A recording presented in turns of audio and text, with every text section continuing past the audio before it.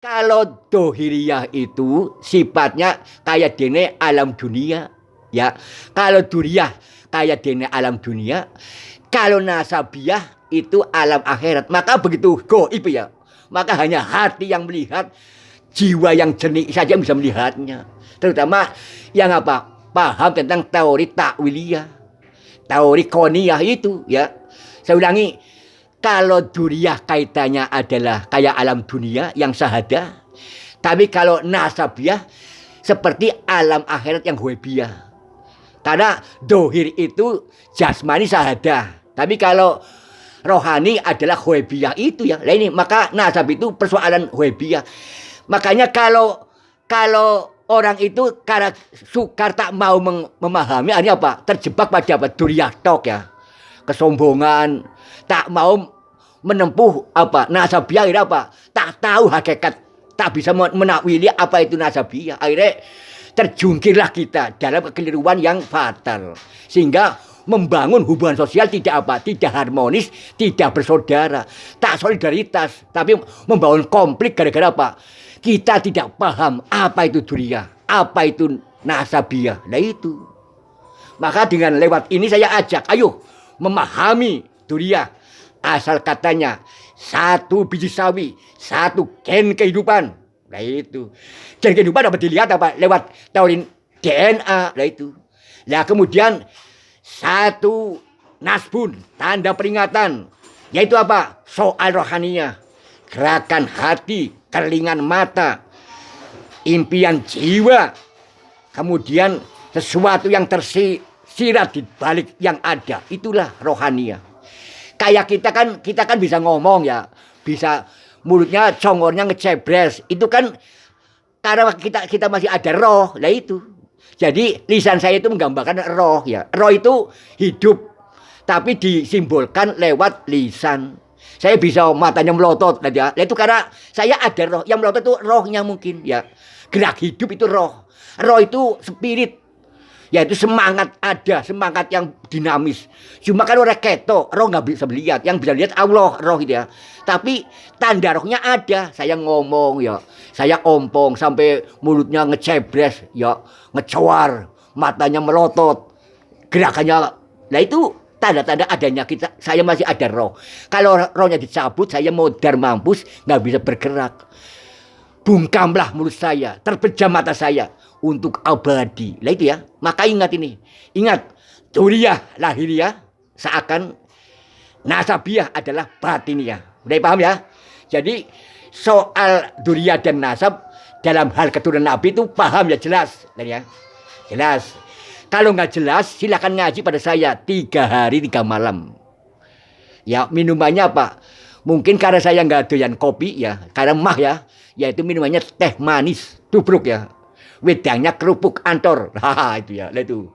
3 harga malam nanti saya kursus ya tentang ayat koniyah. Nah, raja koniyah di dunia saya ingat tuh. Raja pengembara ayat koniyah satu-satunya adalah saya. Ini maaf, saya bukan takabur ini. Saya berani taruhan. Mana yang ahli ayat koniyah? Sini, jajar saya. Mungkin bisa debat. Satu-satunya pakar ayat koniyah, raja koniyah, saya. Nah itu. Nah, duriyah paham, nasab paham. Sekarang kita langsung aja ke apa? Habib. Nah ini Habib. Apa itu Habib? Habib secara luhawi artinya cinta. Nah ini. Cinta, ya cinta. Yang dimaksud kita bagaimana? Asal usulnya menurut saya secara takwiliyah apa? Ingat, Habib itu tidak pasti Habibullah, tidak. Ingat, ini ingat. Kalau Habibullah itu Rasul, ya Habibi, ya Habibullah. Nah itu Rasul itu pasti. Rasul Muhammad itu pasti Habibullah. Kalau saya Habib itu bukan Habibullah. Bisa hitam, bisa putih, bisa dosa, bisa pahala. Jadi apa? Bukan Habibullah kelasnya. Kelasnya pemakan tempe. Kalau saya itu pemakan tempe bosok mungkin ya. Tempe bosok ya mungkin tidak layak Habibullah. Ya. Maka Habib ini, maaf ya. Habib adalah satu makom dari anak turun Hasan Hussein. Lah ini maaf. Anak turun Hasan Hussein melahirkan yang namanya pangkat Habib, hal cinta yang dicintai, Syarif yang mulia, mulia ya, dan Sayyid, ya maaf yo. Dari anak turun Hasan Hussein lahirlah derajat yang namanya Habib, Sayyid, Syarif.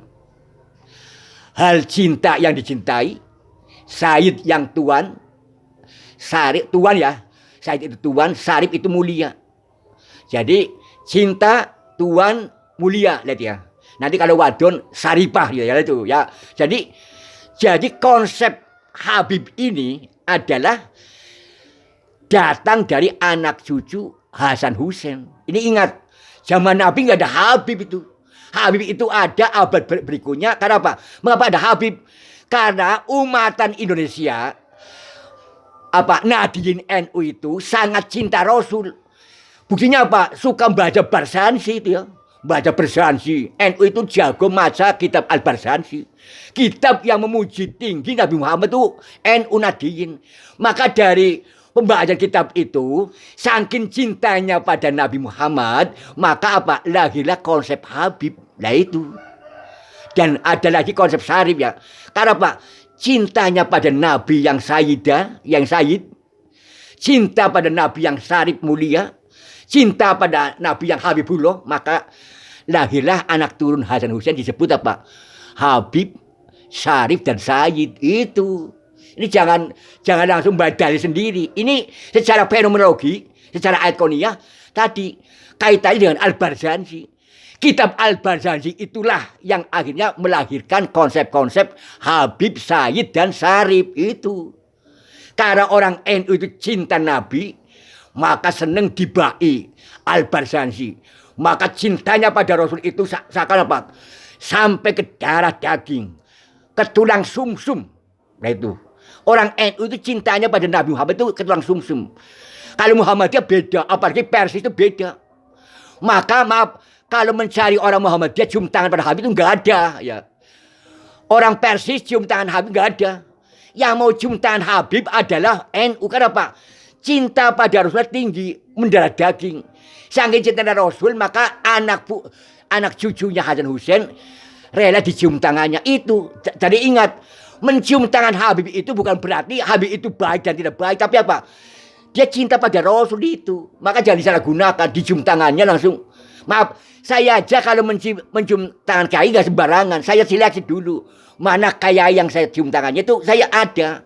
Ada kiai yang tak cium tangannya itu ada. Saya NU. Maka pernah cium tangan kiai gak sembarangan. Saya pilih-pilih mana kiai yang hebat, mana kiai yang saleh, mana kiai yang ahlaknya tinggi. Nah itu saya cium tangannya. Saya pernah mencium tangan kiai. Bahkan Ustadz pun setengah saya cium, yaitu dengan cara gini ya. Salaman saya gini, saya cium. Jadi saya pegang tangannya Ustadz, karena dia baik, maka tangan habis salaman saya gini. Artinya apa? Salaman tanganmu adalah mengandung budi pekerti yang kaya melati, harum bunga melati. Maka saya salaman ke Ustadz ya. Kalau kiai langsung cium tangannya, itu kiai yang baik. Nah saya memang jarang ketemu Habib ya. Mungkin kalau Habib baik saya cium tangannya itu mungkin ya. Saya jarang ketemu Habib. Saya itu NU gelandangan ya. NU gelandangan, NU personal, Endelehem ya. Maka jarang ketemu Habib. Bukan makomnya ya, mungkin bukan makomnya. Saya itu makomnya Endelehem. Makom Pengkor, Ecekerem ya. Mungkin yang makom Habib itu bangsa kiai ya. Kiai ya, al-ulama, ubar al-ambiyan itu. Saya bukan ulama ya tuh dah. Ocong gondok mungkin ya, Eceng gondok. Nah udah. Jadi ingat, Habib, Syarif, Syarifah, Syarif, Sayyid itu adalah upaya umat Nahdiyin meninggikan Nabi kita Muhammad. Lalu cipratannya, imbasnya, hikmahnya pada apa? Menghargai Habib itu. Ini yang kita harus paham ini, ayat koniyah.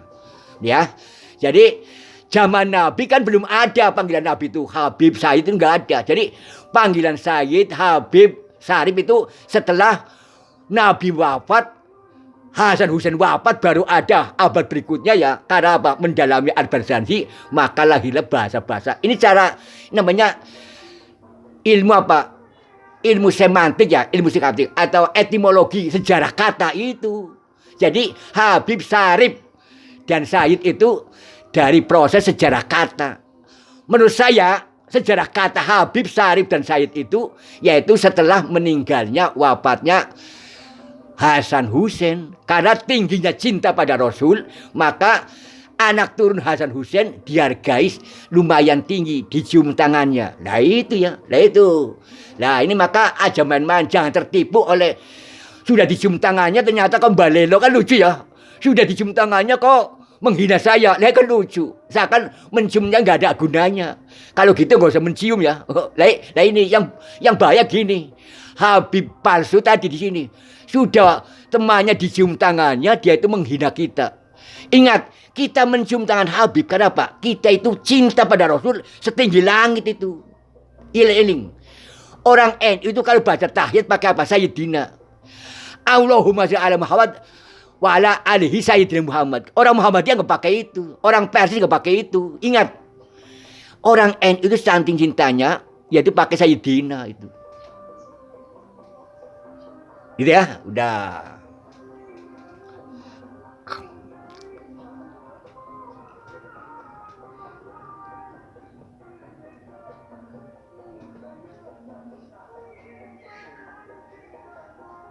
Udah ya.